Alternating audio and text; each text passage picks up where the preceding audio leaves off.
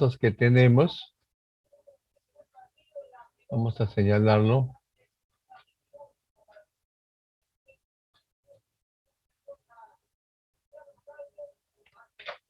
Existen varias razones para la debilidad de los programas estructurados para resolver problemas complejos. En principio, dice, las dos razones más evidentes son estas. Las funciones tienen acceso ilimitado a los datos globales. ¿Qué significa? Que los datos globales pueden ser cambiados por cualquier función. Entonces, podría inclusive cambiarlo por datos que no son válidos para otras funciones. Por ejemplo, pueden tener una función que evalúa una expresión, la expresión que sea x a la cuarta más 2. Entonces el resultado va a ser siempre positivo. ¿Está bien?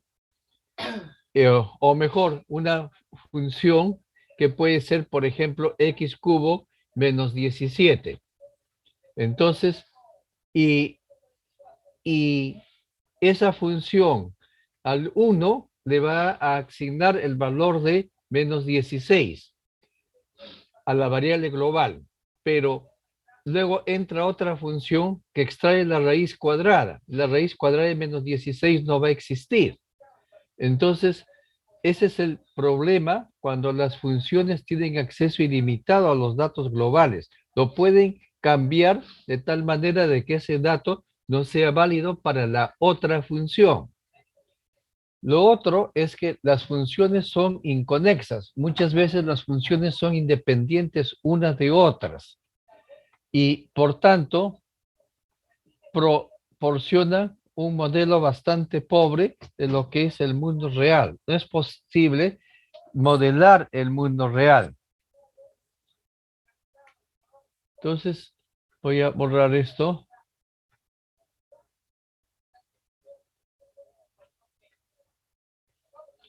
Se presenta de esta forma. Cada función va a tener sus variables locales. Estas variables locales viven o tienen efectos solamente en la función A y en la función B. Aquí yo puedo definir una variable, por ejemplo, la variable X, y también puedo definir la variable X aquí. No se confunden. ¿Por qué? Porque una es la variable local de la función A y otra es la variable local de la función B. Inclusive yo puedo tomar una variable global X, que tampoco son estas de aquí. Sin embargo, es conveniente distinguir siempre con nombres, de manera de que se sepa cuál es la variable de cada una de las funciones. Entonces, un programa grande se compone de numerosas funciones y datos globales, y ello lleva una multitud de conexiones entre funciones y datos que dificultan su comprensión y lectura. Entonces, aquí hay muchos datos globales. Por ejemplo, estos datos globales son el acceso lo tienen todas las funciones. Entonces, una función podría cambiar un dato global que usa otra función. Estos de aquí es hecho por dos funciones nada más, pero igual, ¿no? El que una cambie quiere decir de que la otra tiene que conocer las restricciones que le pone a esta, ¿no? O sea, para cambiar una función, para que una función cambie un dato global, tiene que saber a qué datos o qué resultados debe obtener para que eso siga siendo válido cuando ese dato global lo acceda otra función. Esa es la dificultad. Modelado en el mundo real. Un segundo problema importante de la programación estructurada, todo esto se llama programación estructurada, reside en el hecho de que la disposición separada de datos y funciones no corresponden con los modelos de las cosas en el mundo real.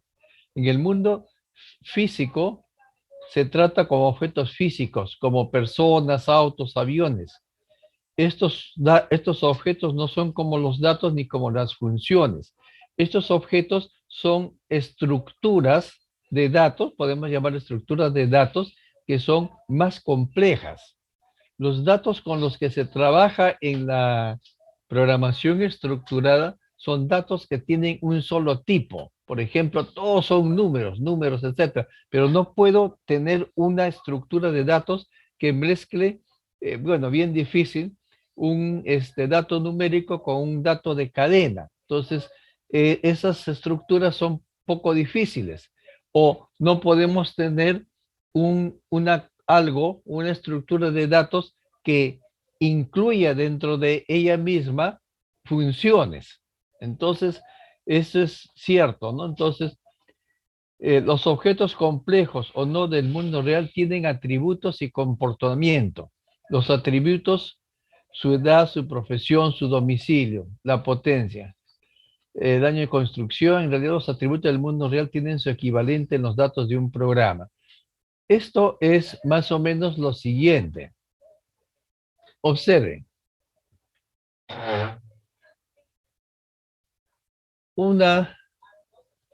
En el mundo real tenemos esto.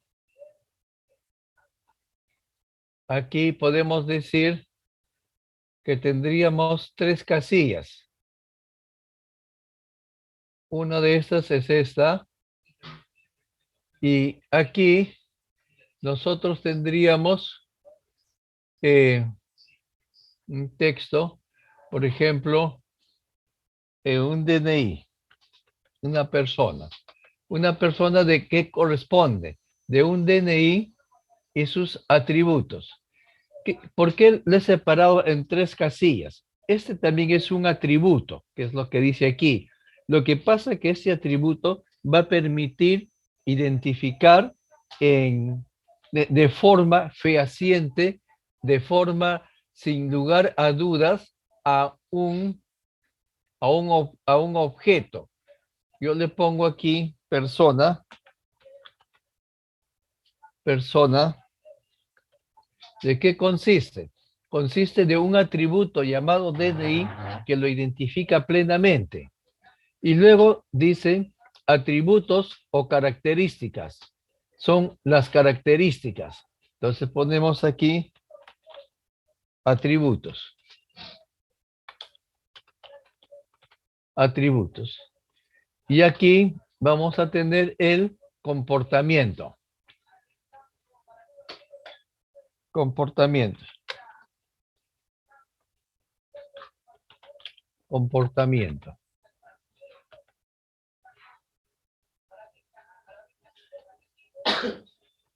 Comportamiento. ¿Está bien? Entonces, eso es lo que tenemos en los 3 casilleros. Estos atributos son las características. El comportamiento es qué es lo que hace este objeto o esta persona. ¿Qué es lo que va a hacer? Tiene DNI, atributos, por ejemplo, su edad, su profesión, su domicilio. Comportamiento es, ¿qué es lo que puede hacer la persona? Por ejemplo, puede hacer lo siguiente: hablar, caminar, reír, correr. Esas son características que tiene. Por ejemplo, en el caso de un profesor, si estuviesen poniendo aquí dentro del comportamiento, estaría enseñar o dictar clases. Entonces, esto está simulando o está modelando algo que existe en el mundo real. En el mundo real necesitamos cosas como estas: DNI, qué atributos tiene y qué comportamiento. A veces los atributos se definen en 2 tipos: atributos estáticos, atributos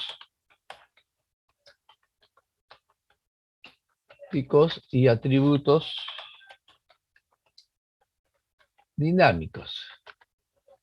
¿En qué se diferencian? Los estáticos normalmente permanecen en el tiempo.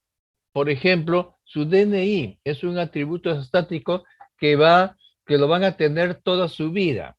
Su nombre también es un atributo estático que lo tienen toda su vida. Atributo dinámico. La edad, por ejemplo. La edad es un atributo dinámico.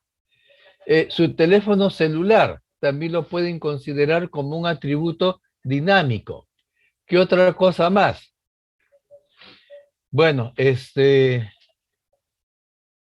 su, el número de cursos aprobados a la fecha también es un atributo dinámico, porque eso cambia, varía de semestre a semestre. Estáticos tienen también muchos otros más, ¿no?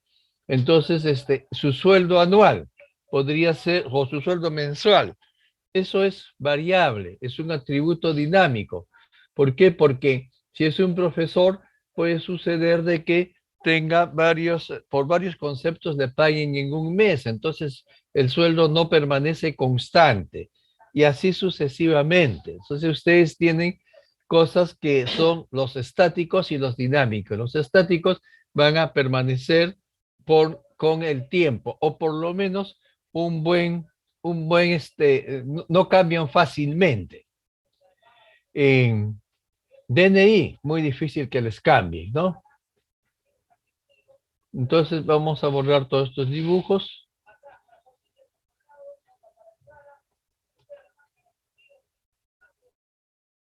El comportamiento es una acción que ejecutan los objetos del mundo real, ya sea entre ellos mismos o a otros objetos, ¿está bien?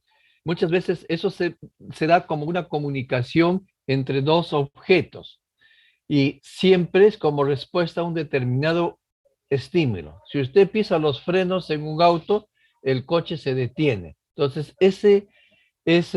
pisar los frenos es un método que tiene una reacción. ¿Cuál es la reacción? Que sobre el coche se detiene, ¿no? Observen, ahí podríamos decir, es una acción que hace un objeto, que es el chofer, a otro objeto, que es el carro. Entonces, como producto de esa acción, se obtiene de que el carro se para. ¿Está bien?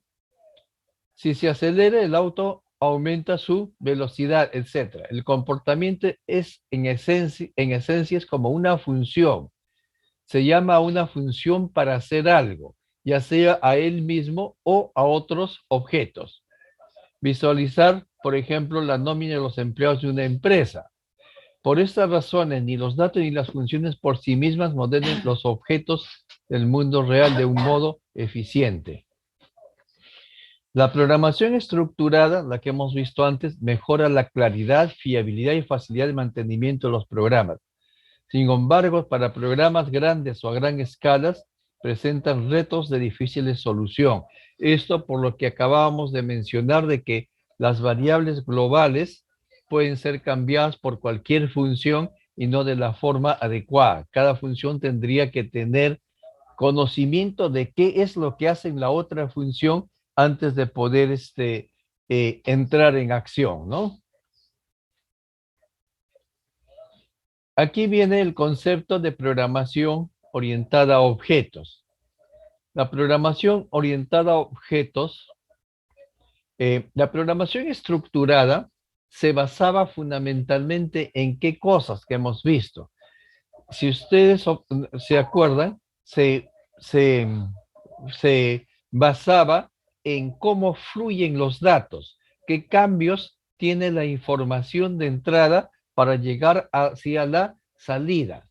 Esto es reflejo de una época, de la época en la cual los computadores no estaban accesibles a todas las personas. Entonces, las compañías lo que hacían era ofrecer servicios de procesamiento de cómputo y, y con ello,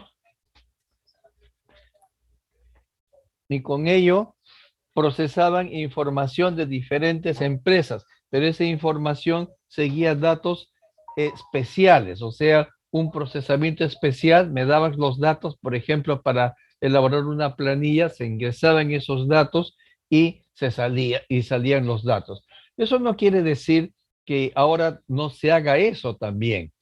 Por ejemplo, en los exámenes de admisión a la uni, lo que se quiere es tener una data bruta que son las respuestas que dan los estudiantes y hacer un procesamiento automático con las claves para producir un orden de mérito de los estudiantes, pero sin interactuar con esos datos.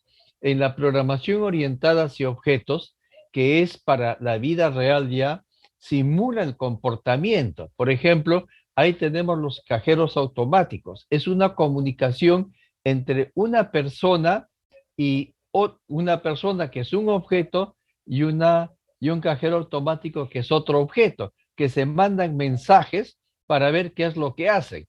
No es que el cajero automático va a recibir el dato y va a hacer algo fijo, como en los casos que le he dado anteriormente. Yo ingreso mi tarjeta y el cajero me dice qué acción quiere hacer. Depositar, transferir, retirar dinero, pagar algún servicio, etcétera, etcétera, ¿no? Entonces, ahí yo tengo que darle una respuesta y decir con ese dato, él toma una determinada acción. Y luego me vuelve a preguntar, para esta acción necesito que usted ponga tal cosa, por ejemplo, ¿no? Entonces, yo pongo esa cosa, por ejemplo, yo quiero retirar, tiene que poner la cantidad que quiere retirar. Perfecto. Entonces, y hay un chequeo de si se tiene, por ejemplo, la suficiente cantidad de dinero o no para proceder con ese retiro o no, o con esa transferencia o lo que sea, ¿no? Entonces, observen ahí que las personas reaccionan, o con los autos también, los objetos reaccionan de acuerdo a las acciones que se van dando en el tiempo, los datos que van recibiendo. Por ejemplo, en el auto mismo que se estaba diciendo, yo comienzo a ver de que me informa de que voy a 80 kilómetros o a 100 kilómetros por hora y me doy cuenta de que esa es una velocidad prohibida, lo más debería ser 50. Entonces hago la acción de frenar para disminuir la velocidad al límite permitido. Pero si estoy yendo entre 40 y 50, no tengo que hacer ninguna de esa acción y seguir nada más, ¿no? O sea, no hay problema en eso. Entonces estoy simulando un comportamiento real y así podríamos dar muchos objetos. Entonces, por eso dice que aquí lo siguiente.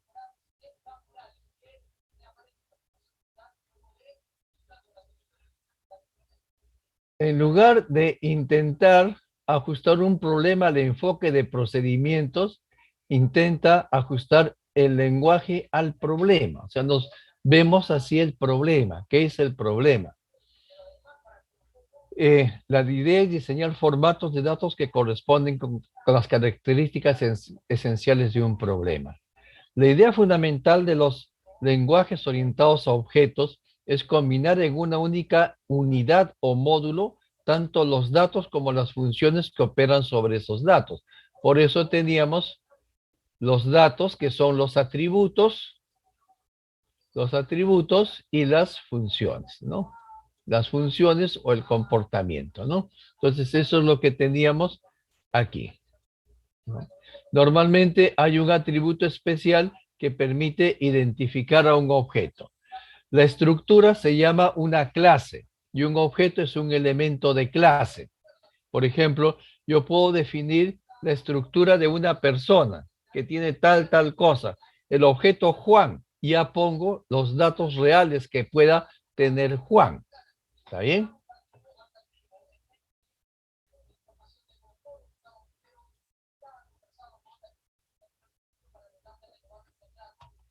Luego tenemos las funciones de un objeto, se llaman funciones miembros en C++ o métodos. Método se le llamó antes desde que apareció el lenguaje Smalltalk, que es uno de los lenguajes que ya no existen. Y son el único medio para acceder a sus datos. Esto significa de que, a diferencia de antes, que podíamos acceder a, a los datos. ¿Dónde está esto?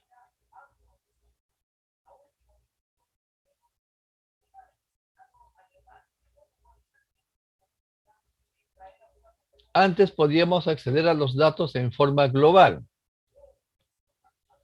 ahora nosotros vamos a tener dato 1, dato 2 y método 1, método 2, método 3. Vamos a poner aquí como ejemplo que tenemos dato 1, dato 2, así está dato n. Y aquí tenemos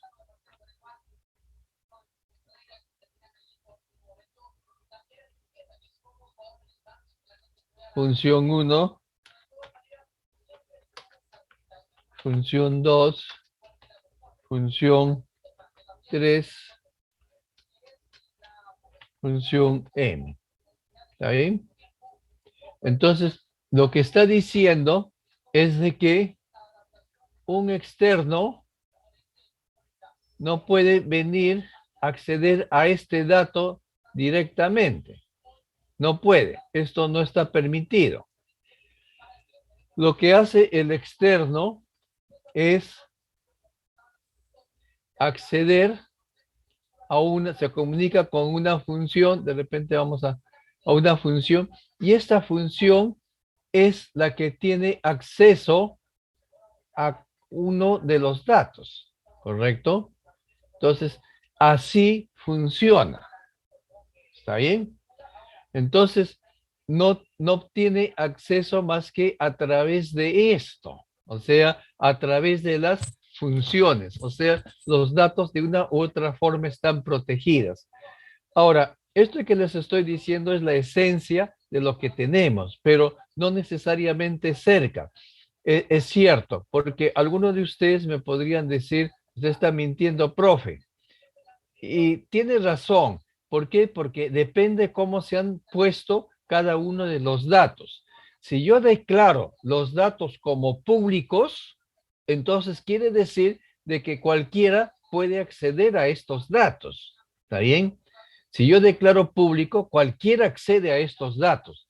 Pero lo normal es que todos los datos se declaren como privados, son privados del objeto y por lo tanto no tienen acceso nadie, excepto de que vayan hacia la función y a través de la función vaya hacia los datos. Pero aún así, las funciones también pueden ser públicas o privadas. Normalmente las funciones son públicas. Casi todas las funciones son públicas porque es la forma como se acceden a los datos que resultan ser privados, ¿no?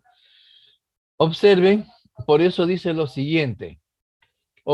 Si se desea leer datos de un objeto, se llama a una función miembro del objeto. O sea, yo quiero leer cuánto vale D1. Entonces yo llamo a la función F1 y F1 me retorna ese dato.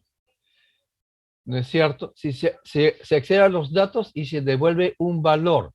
No se puede acceder a los datos directamente. Bueno, esto es cierto siempre y cuando los datos hayan sido declarados privados, como les decía. Los datos están ocultos, de modo que están protegidos de alteraciones accidentales.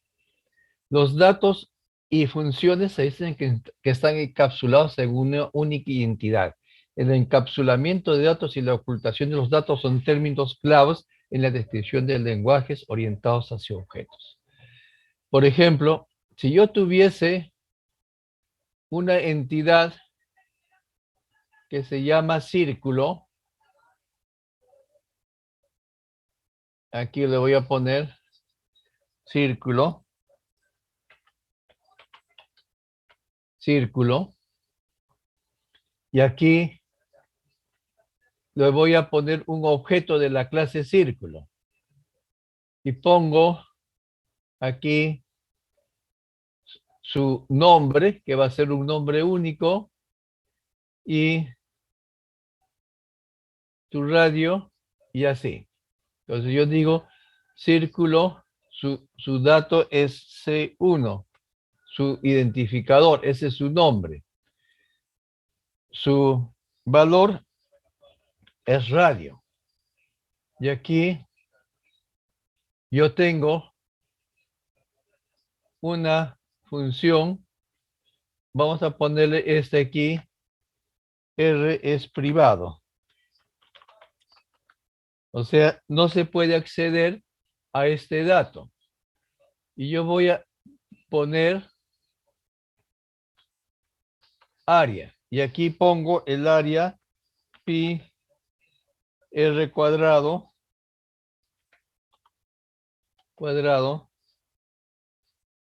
pi r cuadrado, ¿no es cierto? Y mostrar.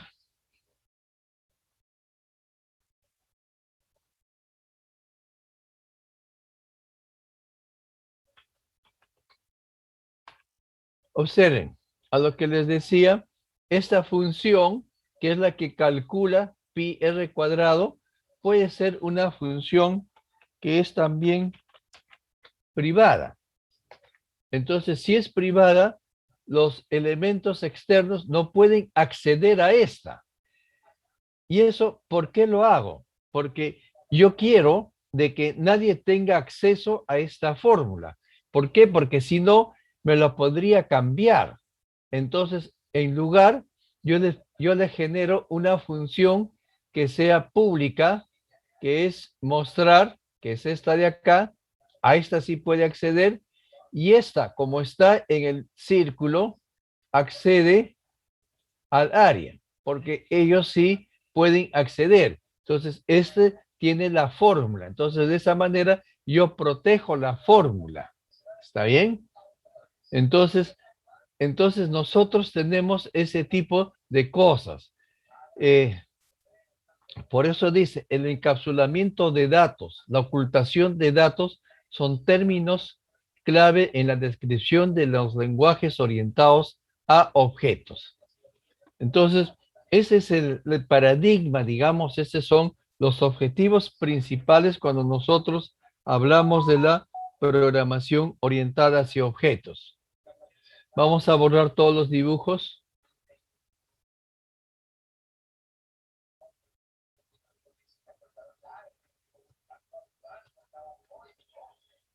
Se muestran relaciones entre objetos. Entonces, en la programación orientada hacia objetos es relaciones y comunicaciones que tienen entre los diferentes métodos. Aquí tenemos los objetos y todos tienen su función miembro que son un método y sus datos. Los datos pueden ser privados, pueden estar encapsulados, pero los datos siempre son accesibles a las funciones que están aquí. Todas estas funciones tienen acceso. Algunas funciones podrían no estar disponibles para otros, como hemos visto, pero sí las funciones que están aquí son accesibles a este, ¿no?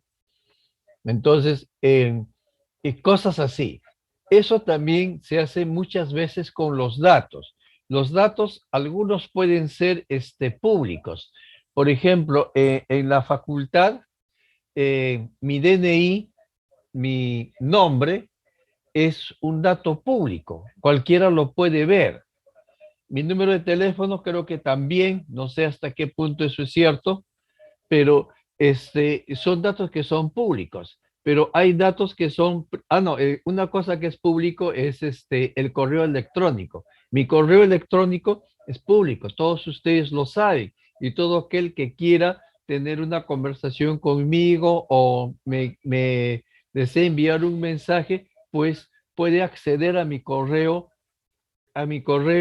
institucional. Entonces, eh, no hay problema con eso, pero hay datos que también son privados, que sí están ocultos hacia otros miembros de la comunidad, como por ejemplo el sueldo, propiedades que pueda tener yo, mis ahorros en un banco, en fin, cosas así no tienen por qué conocerlos otras personas. O por ejemplo, mis datos médicos, mi nivel de glucosa, mi nivel de colesterol, eso no es importante, digamos, en el contexto de la universidad.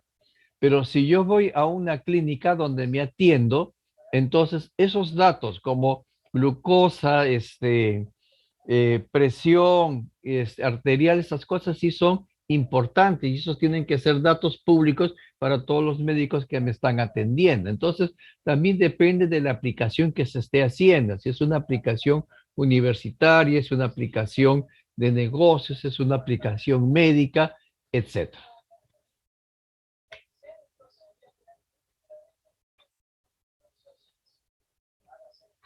Propiedades fundamentales de la programación orientadas a objetos. Abstracción, tipos abstractos de datos y clases. Encapsulado de datos, ocultación de datos, herencia y polimorfismo. Creo que vamos a ver cada uno de ellos. La abstracción, diferentes modelos de abstracción del término coche. Nosotros nos abstraemos de acuerdo a la aplicación que estemos desarrollando. Entonces, ¿cómo concibe un médico a una persona? ¿Qué datos le son importantes? ¿Cómo concibe la universidad a uno de sus profesores? No van a ser los mismos datos, pero la persona tiene todos esos datos, tanto los médicos como los personales. ¿Cómo concibe a la persona un partido político, por ejemplo, ¿no? Partido político va a querer ver cuántos años de militancia tiene y eso no le interesa a los otros, ¿no? Entonces, entonces hay también diferentes modelos de abstracción, por ejemplo, aquí del término coche. Un coche es la combinación o composición de diferentes partes, motor, carrocería, 4 ruedas, 5 puertas, etc. Eso es lo que nos interesa de un carro. Entonces, es un concepto diferente, es un concepto común para diferentes tipos de coche, ¿no? Entonces pueden clasificarse por el nombre del fabricante, por su categoría, carburante que utilicen. La abstracción coche se utilizará siempre que la marca, la categoría y el carburante no sean significativos. Entonces, un carro se utiliza para transportar personas. Ese es el ejemplo más común. Entonces, la persona que es transformada, que utiliza el coche, no le interesa qué marca es ni qué combinación tiene, sino sencillamente que le sirva para un traslado. Encapsulación de datos. El encapsulado o encapsulación de datos es el proceso de agrupar datos y operaciones relacionados bajo la misma unidad de programación. En el caso, o sea, los datos van a formar lo que se llama un objeto, pero el objeto tiene que tener una estructura. La estructura de un objeto se conoce como la clase. ¿Sí? En la clase yo doy la estructura. Es decir, por ejemplo, yo tengo la persona, de nuevo esto, la persona, ¿está bien? Entonces digo, va a tener DNI, atributos y métodos, ¿está bien? Identificación. Identifica aquí datos y métodos.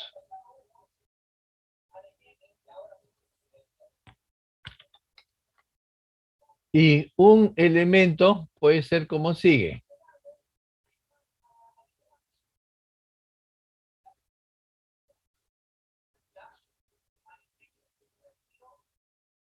Por ejemplo,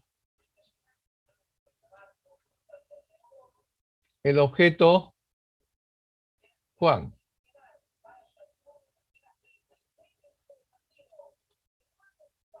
Cero setenta y nueve DNI tiene aquí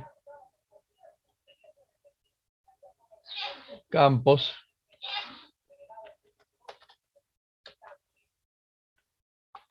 campos su nombre, y aquí sus métodos, por ejemplo, corre, habla. ¿Está bien? Entonces, este es un objeto, porque tiene este campo que es una identificación, sus datos, ¿correcto? Corre y habla. Y esto de aquí es la clase. Esta es una clase. Esta es una clase. Clase. Es la plantilla, podríamos decir. Y este es un objeto.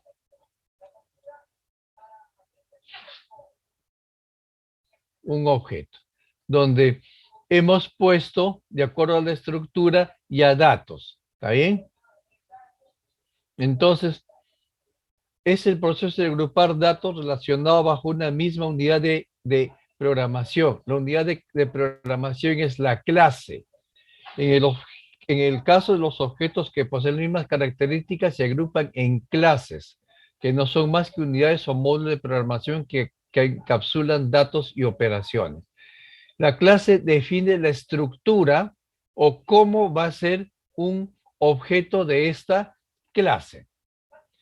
La ocultación de datos permite separar el aspecto de un componente definido por su interfaz con el exterior de sus detalles internos de implementación.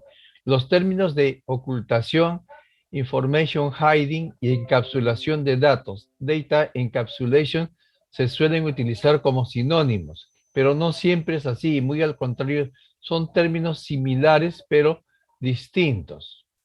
¿Ya? Normalmente los datos internos están protegidos del exterior y no se puede acceder a ellos más que desde su propio interior y por lo tanto no están ocultos. El acceso al objeto está restringido solo a través de una interfaz bien definida. Entonces, evidentemente, estos datos normalmente son datos privados. Entonces, datos a los cuales se accede solamente a través de las funciones miembros. ¿Ahí? Y eso es normalmente. Hemos dicho que para que se accedan solamente así, tienen que haber sido declarados privados. Si son declarados públicos, entonces cualquiera puede acceder. Y para acceder a estos datos, se viene a uno de los métodos. Y el método le proporciona lo que desea. ¿Está bien? Entonces, por eso dice el acceso al objeto está restringido solo a través de una interfaz que está bien definida. Vamos a borrar todos los dibujos.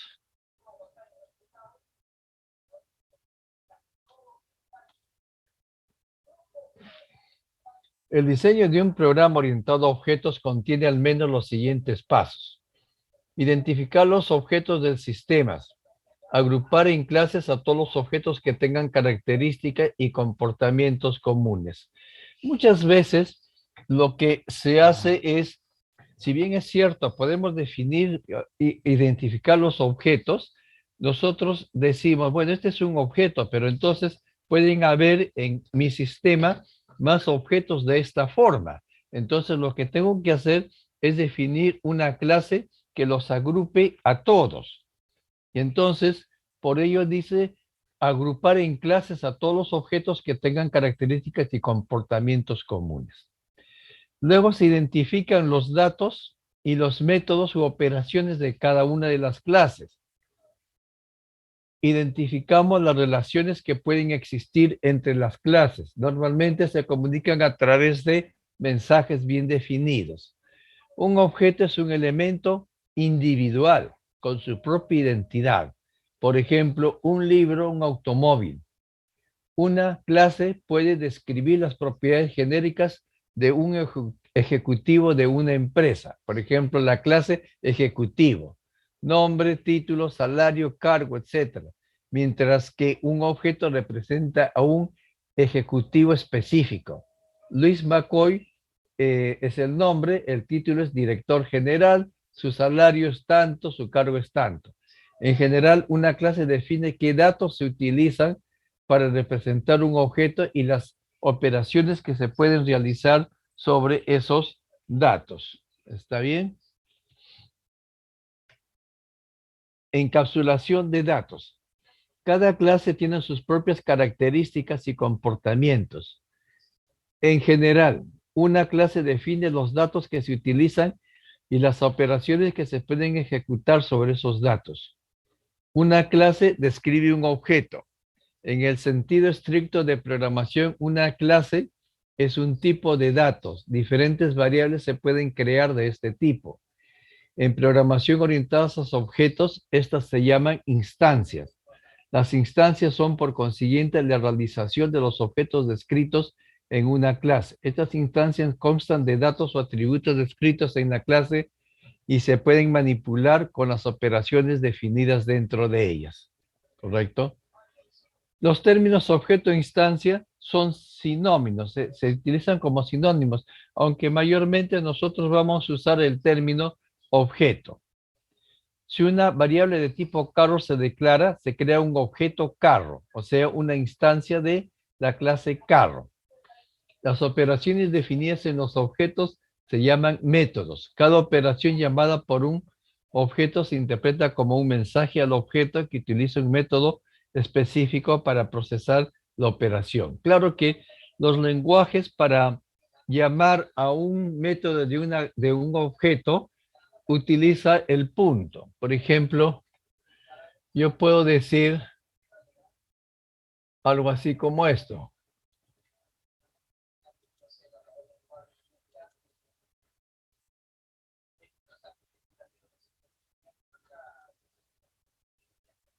Por ejemplo, si P ha sido declarado como persona, o sea, quiere decir de que es un elemento de la persona. Entonces, yo pongo P punto hablar, significaría que yo estoy invocando el método P punto hablar, ¿correcto? Ahora, P punto get nombre. Estoy invocando a un método que me va a regresar el nombre de ese objeto P. O sea, P punto, normalmente se pone P punto. ¿Está bien? De esa manera nosotros dibujamos o ponemos a la persona. No accedemos directamente a los datos que son privados. La persona está definida en otro lado. Entonces, de esa manera nosotros trabajamos. Hay una encapsulación de datos.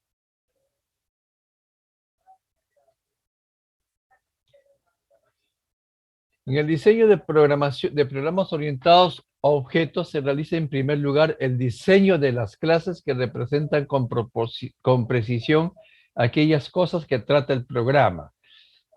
En realidad, se tiene que definir quiénes intervienen en el diseño de un sistema o de un programa. ¿Cuáles son los elementos que van a constituir en el ejemplo, ¿no? Por ejemplo, un programa de dibujo puede definir clases que representen rectángulos, líneas, pinceles, colores, etc. Las definiciones de clases incluyen una descripción de operaciones permisibles para cada clase, las operaciones que tiene cada clase, tales como desplazamiento de un círculo o rotación de una línea. A continuación se prosigue el diseño de un programa utilizando objetos de las clases. El diseño de clases fiables y útiles puede ser una tarea difícil. Afortunadamente, los lenguajes de programación orientados a objetos facilitan la tarea, ya que incorporan clases existentes en su propia programación. Las clases, ese es un aspecto importante, porque permite la reutilización del software. Si yo tengo definido una parte que es una persona, entonces yo puedo adaptar agregándole o quitándole algunas cosas. incluyendo bibliotecas de clases diseñadas para simplificar la creación de programas para entornos tales como Windows, Linux, Macintosh o Unix. Entonces, ¿por qué? Porque todos van a heredar de una clase básica, o mejor dicho, vamos a tener clases ya existentes que incorporan algunas cosas. El objeto es el centro de la programación orientada a objetos. Un objeto es algo que se visualiza, se utiliza y juega un rol o papel. Si se programa con enfoque orientado a objetos, se intentan descubrir e implementar los objetos que juegan un rol en el dominio del problema y en consecuencia programa. La estructura interna y el comportamiento de un objeto en una primera fase no tiene prioridad. Es importante que un objeto tal como un carro o una casa jueguen un rol. Dependiendo del problema, diferentes aspectos son de una característica, debería ser ahí, son relevantes. Un carro puede ser ensamblado de partes, tales como motor, carrocería, puertas, o puede ser descrito utilizando propiedades como su velocidad, su kilometraje o su fabricante. Todos estos atributos indican el objeto. De modo similar, una persona también se puede ver como un objeto del cual se disponen diferentes atributos, dependiendo de la definición del problema. El problema es el que manda.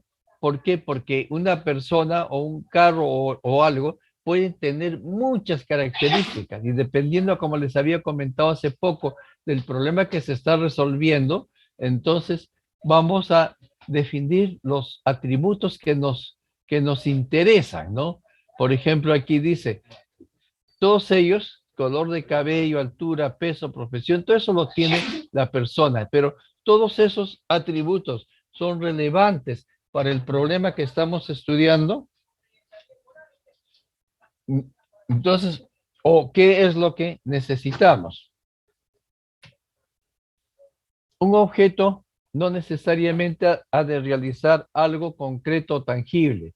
Puede ser totalmente abstracto y también puede describir un proceso. Por ejemplo, un partido de baloncesto o de rugby puede ser descrito como un objeto. Los atributos de este objeto pueden ser los jugadores, el entrenador, la puntuación, el tiempo transcurrido de partido, en fin, ¿no? Cuando se trata de resolver un problema con orientación a objetos, dicho problema no se descompone en funciones como en la programación estructurada tradicional, caso de C, sino en objetos, ¿no? Entonces, el pensar en términos de objetos tiene una gran ventaja. Se asocian los objetos del problema a los objetos del mundo real. ¿Qué tipos de cosas son objetos en los programas? La respuesta está limitada por su imaginación, aunque se pueden agrupar en categorías típicas que facilitarán su búsqueda en la definición del problema de un modo más rápido y sencillo. Entonces, es más o menos lo que hemos estado diciendo con respecto a los objetos, sobre todo de que depende mucho del problema que estemos resolviendo. Ese es el kit del asunto. ¿Por qué? Porque el objeto puede ser visto de diferentes maneras por diferentes personas que están haciendo diferentes tipos de aplicación. Y es un mismo objeto. Solo que, ¿qué es lo interesante del objeto o qué es lo relevante del objeto para la aplicación que yo estoy desarrollando? Por ejemplo, objetos que pueden haber, recursos humanos, empleados, estudiantes, clientes, vendedores, socios. Podemos hacer una clase empleados. ¿Qué características va a tener? Colecciones de datos, arreglos, listas, pilas, árboles binarios, grafos. Tipos de datos definidos por usuarios, números complejos, horas, puntos del plano, puntos del espacio, ángulos, lados. O sea, solamente hay imaginación. Objetos físicos, elementos de computadoras, componentes de videojuegos. Todos esos son objetos. La correspondencia entre objetos de programación y objetos del mundo real es el resultado eficiente de combinar datos y funciones que manipulen esos datos. Los objetos resultantes ofrecen una mejor solución al diseño del programa que en el caso de los lenguajes orientados a procedimientos. Esto, como habíamos comentado, depende mucho también de las aplicaciones. Evidentemente no vamos a hacer un programa orientado hacia objetos en el caso del procesamiento de las notas del examen de admisión de la UNI, sino eso es una cosa procedimental, porque deseamos que muy poco se toque. Sin embargo, tenemos los objetos que son los alumnos. Entonces, ahí hay que poner solamente un dato, que es la nota, ¿no?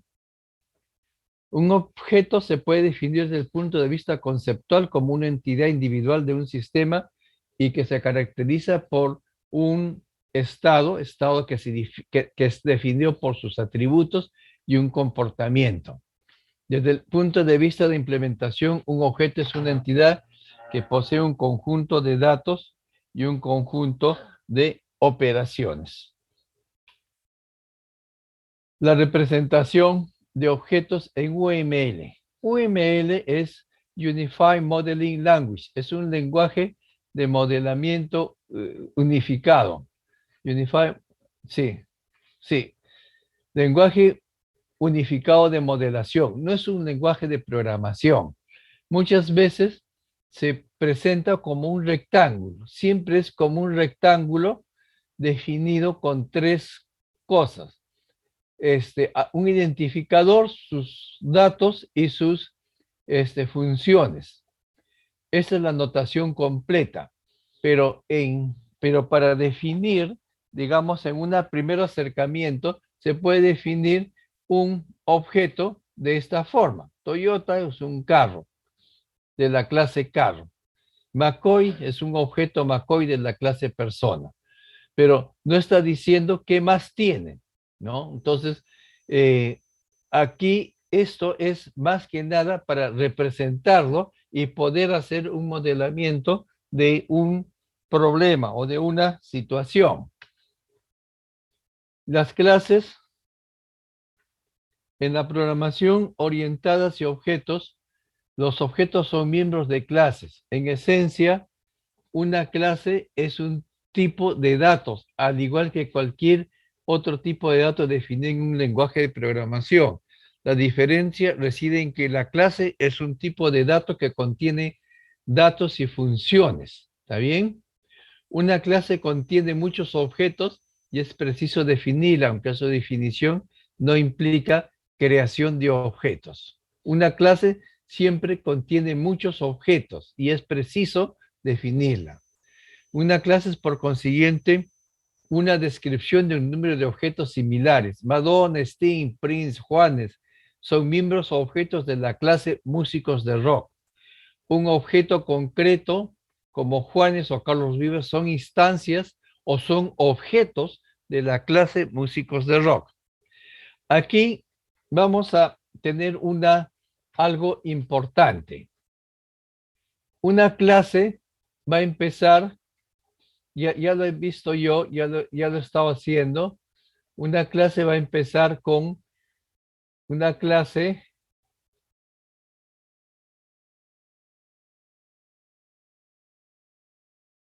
va a empezar con letra mayúscula. Por ejemplo, persona.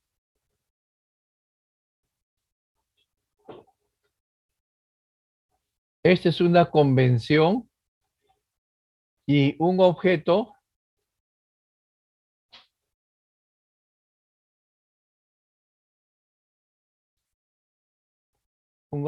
con minúscula. Por ejemplo, Juan, ¿no? Entonces, los objetos siempre empiezan con minúscula y la clase con mayúscula. Si bien es cierto, ustedes podrían poner con mayúscula en un programa, eso lleva a confusión, porque alguien puede pensar que esa es una clase y no un objeto. Entonces, como convención, se va a acordar esto de aquí. Los objetos siempre van a empezar con minúscula y las clases con mayúscula. ¿Está bien? Entonces, todos los objetos comparten los mismos atributos, datos y las mismas operaciones. Una clase encapsula las abstracciones de datos y operaciones necesarias para describir una entidad u objeto del mundo real. ¿Está bien? Entonces, esa es la definición, lo que nosotros tenemos con respecto a lo que es una clase y su diferencia con un objeto. Vamos a borrar esto.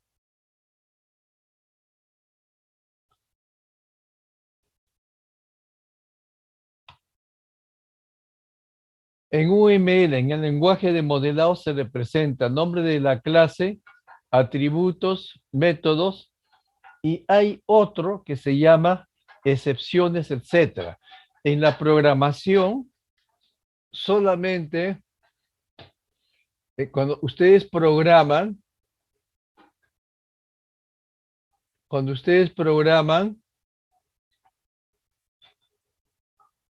solamente tienen esta parte. Eso es lo programable en un lenguaje de programación. La parte de excepciones significa restricciones que puede tener esa clase. ¿Qué restricciones tiene? O puede ser también que algunos ponen ahí responsabilidades. ¿Qué responsabilidad tiene que tener esa persona? Por ejemplo, ejecutivo de una empresa. ¿Qué responsabilidades tiene? Profesor. ¿Qué responsabilidades tiene? ¿Está bien? Entonces, en forma abreviada se pone únicamente el nombre de la clase. Y un objeto es este carro, el nombre de la clase carro, marca, modelo, acelerar, frenar, girar. O sea, este es una clase. No es una, esta es la clase en realidad. Estos son los métodos que tiene. La notación abreviada de una clase tiene clases persona, carro y avión. Aquí se está ocultando qué elementos tiene, pero ustedes tienen que definirlo de alguna forma. Vamos a borrar todos estos dibujos, cerrar esto. En UML se representa de esa forma. Un perro tiene nombre, edad, peso, altura. Sus métodos son correr y dormir. ¿Qué otro método le podrían poner al perro? Comer, por ejemplo. Después, ser cariñoso. ¿Qué otra cosa más? Obedecer, ladrar, en fin. Jugador de baloncesto.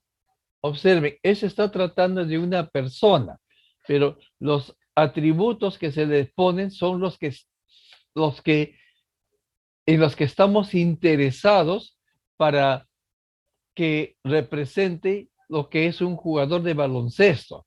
Nos interesa, por ejemplo, una cosa importante, es la altura que tenga el jugador, el peso y su edad. En un jugador de fútbol o un jugador de básquetbol, más allá de los 40 años, es difícil que ese sería un límite, ¿no? Un límite que tendrían y crearían, ese es donde creamos excepciones. Por ejemplo, pueden decir, la edad del jugador de baloncesto no puede ser más de 40 años, ni menos de 16 años, por decir. O sea, ahí está dando algunas características. ¿Qué cosas tiene? Lanzar, saltar, driblear, rebotar, en fin, bloquear, su capacidad de bloquear. Esos son los métodos que tiene el jugador de baloncesto, lo que puede hacer. La idea de clases conduce a la idea de herencia. ¿Qué significa esto? Clases diferentes se pueden conectar unas con otras de modo jerárquico. Como ya se comentó anteriormente con las relaciones de generalización y especialización, en nuestras vidas diarias se utiliza el concepto de clases divididas en subclases. La clase de animal se divide en anfibios, mamíferos, insectos, pájaros y la clase de vehículos en carros, motos, camiones, buses, etc. El principio de la división o clasificación es que cada subclase comparte características comunes con las clases de la que procede o se deriva. Los carros, motos, camiones y buses tienen ruedas, motores y carrocerías. Son las características generales que definen a un vehículo. Además de las características comunes con los otros miembros de la clase, cada subclase tiene sus propias características. Por ejemplo, los camiones tienen una cabina independiente de la caja que transporta la carga. Los buses tienen un gran número de asientos independientes para los viajeros que ha de transportar. Pero observen que aquí lo que se dice es de que una subclase hereda algunos atributos de una clase mucho más grande. Y esa clase mucho más grande, este, em, bueno, eso comparten, o sea, hay formas de compartir. Por ejemplo, vamos a bajar esto, voy a dejar de compartir aquí mismo. Observen, tienen aquí archivo, una serie de cosas, perfecto, nuevo, abrir, guardar, compartir, etcétera. Entonces, yo saco de acá y voy a ver si podemos poner, ojalá que lo puedan ver. Este es un Word. ¿Lo ven? ¿Lo ven? ¿Hay alguien ahí? Sí se ve, profesor. ¿Se ve o no se ve? Sí, sí se ve, profe. Ya. Entonces, si ustedes observan,